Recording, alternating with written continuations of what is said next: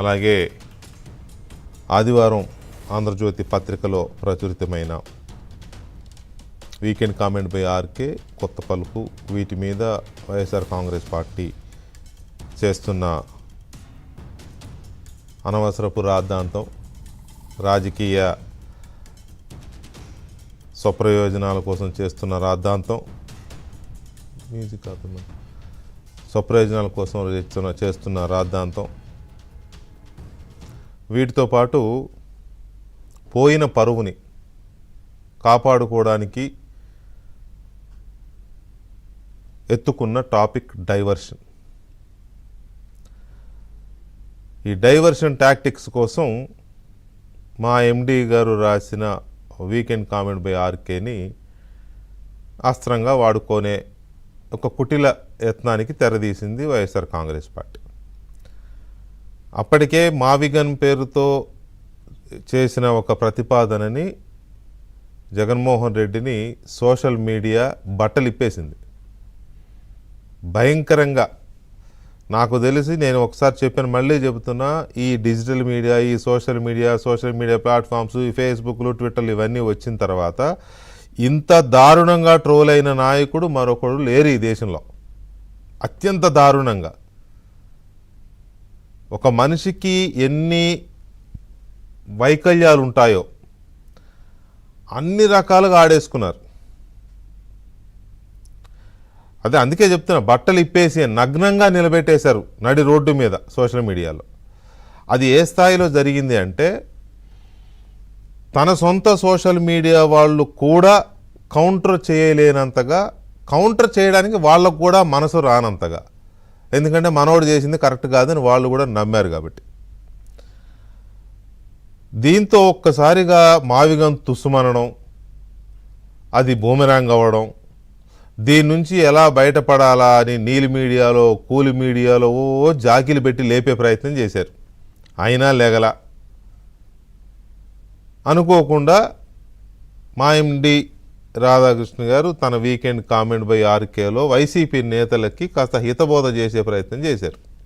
బాబు మీరన్నా కాస్త ఇంటిగ్రిటీ చూపించండి, చెప్పిందల్లా డూడు బసవన్నలాగా తలలోపడం కాదు, ఒక రాజకీయ నాయకుడు ఎలా ఉండాలని చెప్పే ప్రయత్నం చేస్తే దాన్ని ఆసరాగా చేసుకొని ఈ 3 రోజులుగా చూస్తున్నాం కదా, ఆయన మీద personal attack, ABN Andhra Jyothi head office మీద నిన్న హైదరాబాద్లో అటాక్, ఇవాళ ఏపీలో ఆంధ్రజ్యోతి కార్యాలయాల మీద ఇవాళ ధర్నాలు, మాటలు, బూతులు.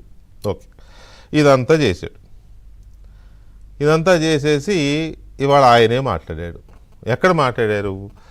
తాడేపల్లిగూడెం నియోజకవర్గ మరి వాళ్ళు కార్యకర్తలు, సమన్వయకర్తలు, ఏదో ఒక గ్రామ కమిటీలో సంథింగ్ మీటింగ్.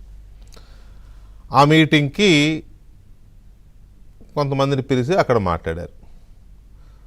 క్లియర్గా అర్థమైపోతుంది ఆ మీటింగ్ పెట్టింది దీనికోసమే, రాధాకృష్ణ గారి మీద మాట్లాడడం కోసం ఒక వేదిక కావాలి కాబట్టి ఆ వేదిక ఒకటి ఫిక్స్ చేసుకున్నారు. ఒకటి తప్పులేదు.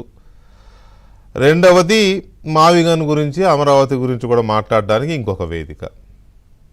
అందుకని తాడేపల్లిగూడెం కార్యకర్తల సమావేశం. ఫస్ట్ ఆఫ్ ఆల్ నేను జగన్మోహన్ రెడ్డి గారికి చెప్పదలుచుకున్నది ఏంటంటే,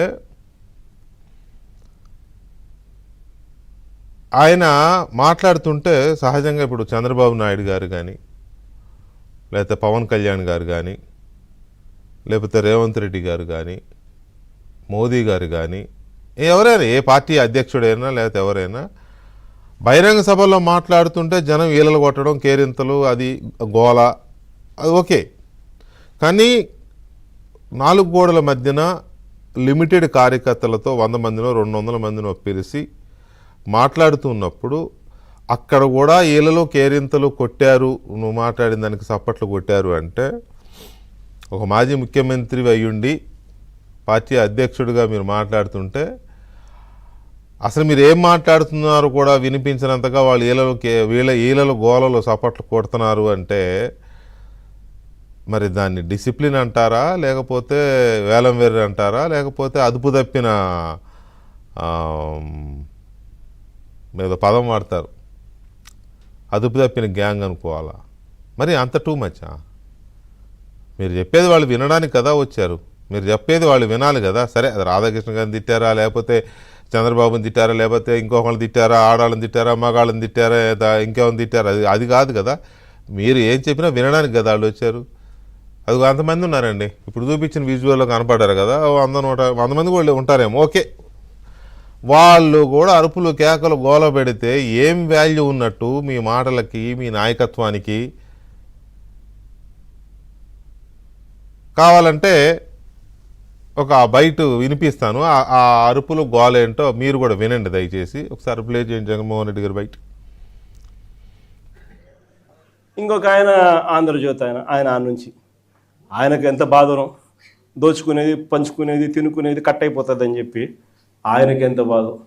వైఎస్ఆర్సీపీ శ్రేణులందరి మీద అన్యాయమైన మాటలు, దుర్మార్గమైన మాటలు మాట్లాడతారు. అసలు నిజం చెప్పాలంటే నేను ఇదే రాధాకృష్ణకి చెప్తా ఉండా, నువ్వు అన్న మాటలు రేపొద్దున మా ప్రభుత్వం వచ్చినాక నిన్ను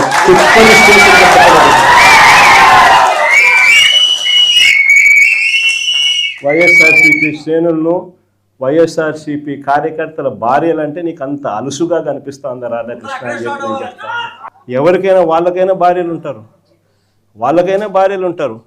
వారి భార్యలను ఉద్దేశించి మనలో ఎవరైనా కానీ మనమైనా కూడా అలా మాట్లాడితే వాళ్ళకి నచ్చుతుందా? ఎవరికి నచ్చదు. నచ్చినప్పుడు అలాంటి మాటలు మాట్లాడేదానికి కనీసం అలాంటి మాటలు మాట్లాడినప్పుడు తప్పు అని చెప్పి కనీసం ఈ నాయకులన్నా చెప్పాలి కదా. ఈ చంద్రబాబు నాయుడు చెప్పడు, ఈ లోకేష్ చెప్పడు, ఇలా దత్తపుత్రుడు చెప్పడు. ఎంత సిగ్గు లేకోకుండా ఆ రాధాకృష్ణ తప్పుడు మాట్లాడితే ఆ తప్పుడు మాటలకు సమర్థిస్తారు వీళ్ళంతా. ఈ స్థాయికి రాజకీయాలు దిగజారిపోతే రేపొద్దున ఈరోజు సోషల్ మీడియాలో ఎప్పుడెప్పుడో కమెంట్లు పెట్టినవి అన్నీ తీసుకొని వచ్చి పిల్లలందరినీ తీసుకొని వచ్చి స్టేషన్ల చుట్టూ తిప్పుతున్నారు, జైళ్ళల్లో పెడతా ఉన్నారు, కోట్ల చుట్టూ తిప్పుతూ ఉన్నారు, కొడుతున్నారు. ఇదే రేపొద్దున ఆంధ్రజ్యోతి రాధాకృష్ణ కూడా రేపొద్దున ఇదే జరుగుతుందని ఖచ్చితంగా చెప్తాము.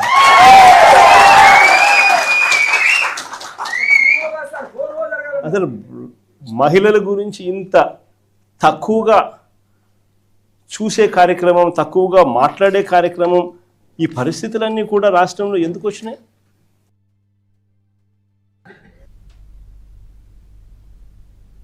కాసేపు మౌనం పాటిద్దాం. ఎందుకంటే ఆయన మహిళల గురించి ఏదో నీతులు శుద్ధులు చెప్తూ ఉన్నారు. మహిళల్ని పూజించడం, మహిళల్ని ఆరాధించడం, మహిళలని గౌరవించడం, ఎట్సెట్రా ఎట్సెట్రా ఎట్సెట్రా. పైగా ఎండింగ్లో మీరు వినే ఉంటారు, ఇలా ఈ మహిళల్ని ఈ రకంగా తక్కువగా చూసే పరిస్థితులు రాష్ట్రంలో ఎందుకు వచ్చాయంట. ఎందుకు వచ్చాయి? ప్రశ్న మీదే, సమాధానం మీదే జగన్మోహన్ రెడ్డి గారు. అది కూడా మనం చర్చ లోపలికి వెళ్ళినాక జగన్మోహన్ రెడ్డి గారికి వాళ్ళ డైరెక్ట్గానే కొన్ని విజ్ఞప్తులు ఇవి చేద్దాం. దాంతోపాటు ఇంతకీ ఆ బయట ఎందుకు వేశానంటే, ఒకటి లంపెన్స్, ఏమాత్రం కంట్రోల్ లేని, ఆయన చెప్పుకుంటున్న శ్రేణులు కంట్రోల్ లేనివి, నిండా 100 మంది కూడా లేని అక్కడ వాళ్ళే ఈలలేస్తుంటే, ఈలలేయడం ఏంటి? నువ్వు పార్టీ అధ్యక్షుడివి కదా, మాజీ ముఖ్యమంత్రివి కదా, మీరు మాట్లాడుతుంటే వాళ్ళు పిన్ డ్రాప్ సైలెన్స్గా ఉండాలి కదా. గోలేంట్ అనేది వినిపించడం కోసం. రెండవది, దాంట్లో మాట్లాడిందంతా చూస్తే మళ్ళీ మేము వస్తే ఏదో రాధాకృష్ణకి చుక్కలు చూపిస్తాం, లేకపోతే తిప్పిన స్టేషన్ తిప్పకుండా తిప్పుతాం పోలీస్ స్టేషన్లో. ఆయనకు అలవాటు కదా. అప్పుడు దేవినేని ఉమా గారిని, పట్టాభి గారిని, వాళ్ళని వీళ్ళని అందరిని అటాకి తిప్పాడు పోలీస్ స్టేషన్లో. అందుకే కట్టాడు ఆయన. టూరిస్ట్ ప్లేస్లో టూరిస్ట్ బస్ తిరుగుతూ ఉంటుంది, అటు తిప్పుతూ ఉంటాడు వాళ్ళని. అట్లా తిప్పుతాను అంటే ఈయన మళ్ళీ అధికారం కోరుకుంటున్నది రాష్ట్రాన్ని బాగు చేయడానికి కాదు, రాష్ట్ర ప్రజల కష్టాన్ని తీర్చడానికి కాదు, తన కక్షల్ని తీర్చుకోవడానికి. తను ఎవరో లిస్ట్ రాసుకుంటాడు అన్నమాట. అదేమంటే లోకేష్ అప్పుడు అన్నాడే కానీ ఏమీ చేయలేదు ఆ రెడ్ బుక్ అనేది అని అన్నందుకే రెడ్ బుక్ రాజ్యాంగం అంటాడు. ఏం చేశారు రెడ్ బుక్ పెట్టుకొని? వీళ్ళు ఏమైనా చేశారా? వీళ్ళు ఏం చేయాల, వాళ్ళు ఏదో డెవలప్మెంట్ ప్రాజెక్టులు అవి ఇవి చేసుకుంటూ వెళ్ళిపోతున్నారు వాళ్ళ మానాన్నాళ్ళు. ఈయన అధికారంలోకి వచ్చాకంట రాధాకృష్ణకి చుక్కలు చూపిస్తాడంట, స్టేషన్లు తిప్పుతాడంట. ముందు నువ్వు రావాలి కదా. నువ్వు రావాలంటే పగటి కలలు కాదు కనాల్సింది, వాస్తవంలో బతకాలి. వాస్తవంలో బతుకుతూ ప్రజలకు ఎలా దగ్గర అవ్వాలో చూసుకోవాలి. నీ తల్లిని, నీ చెల్లిని ఇంటికి తీసుకొచ్చుకోవాలి. నీ చెల్లికి ఇవ్వాల్సిన వాటా రాసిచ్చేయాలి. మీ అమ్మ చెప్తున్నట్టుగా మేనల్లుడిని, మేనకోడల్ని ఏడిపిస్తున్నావంట, వేధిస్తున్నావు కదా, వాళ్ళు నీ దగ్గరికి తీసుకోవాలి. నీ చిన్నాన్నని చంపిన వాళ్ళని పట్టించాలి. నువ్వే వాళ్ళని లొంగిపోయేలాగా చేయాలి, అవును మేమే చంపామని. అందులో మీ పాత్ర ఏంటో కూడా అందరికి అనుమానాలు ఉన్నాయి కదా, అది కూడా చెప్పాలి. అలాగే మీరు అన్నారు మా వాళ్ళు అప్పుడెప్పుడో చేసిన ఎవరినో ఏదో అన్నారని ఇప్పుడు జైలుకి తీసుకెళ్ళి కొడుతున్నారంట. నేను చెప్తున్నా, ఇప్పుడు కూడా మీ వాళ్ళు తల్లులని, భార్యలని, చెల్లెళ్ళని ఇష్టం వచ్చినట్టు తిడుతున్నారు కదా. ఇప్పుడు ఈ గవర్నమెంట్లో కూడా అది గవర్నమెంట్ చేతకాంతనమా ఇంకోట, నేను ఆ కోణంలో కాదు, కానీ మీరు అన్నారు కాబట్టి ఇప్పుడు కూడా మాట్లాడే వాళ్ళని ఆధారాలతో సహా ఇస్తే వాళ్ళని పార్టీలోంచి తీసేస్తావా? వాళ్ళని రాజకీయంగా, పార్టీ పరంగా వాళ్ళ మీద కఠినమైన చర్యలు తీసుకుంటావా? తీసుకోగలవా? మీ తల్లిని, మీ చెల్లిని తిట్టిన వాళ్ళ మీద ఇప్పటికైనా యాక్షన్ తీసుకోగలవా? పార్టీ నుంచి బహిష్కరిస్తున్నాను కానీ లేకపోతే ఇంకోటి కానీ, ఇతర పార్టీల నాయకుల్ని నోటికొచ్చినట్టు తిట్టిన వాళ్ళ మీద, ట్రోల్ చేసిన వాళ్ళ మీద పార్టీ పరమైన చర్యలు తీసుకుని వాళ్ళని పార్టీ నుంచి బహిష్కరించగలవా? అవునులే, అది కనుక చేస్తే ముందు నువ్వే రాజీనామా చేయాలి నీ పార్టీకి. ఎందుకంటే పవన్ కళ్యాణ్కి లోకల్, నేషనల్, ఇంటర్నేషనల్ పెళ్ళాలని చెప్పి నోటికొచ్చాడు మాట్లాడింది